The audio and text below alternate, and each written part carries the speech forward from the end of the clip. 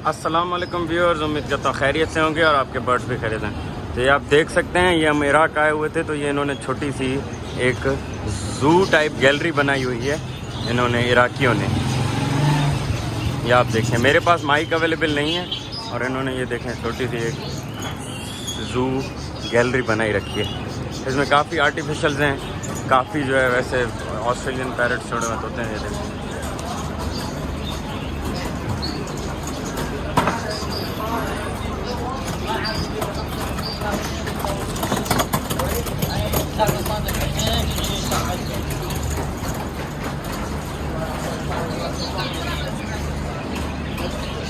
ये देखें Phantom type. ये बहुत ही अच्छी एक गैलरी इन्होंने बनाई है ज़ू टाइप इराक में।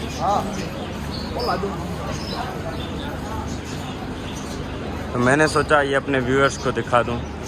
इसमें काफ़ी आर्टिफिशियल चीज़ें हैं और काफ़ी जो है ये जो है इन्होंने ऑस्ट्रेलियन तोते छोड़े हुए हैं, कबूतर छोड़े हुए हैं और सारा आर्टिफिशियल है।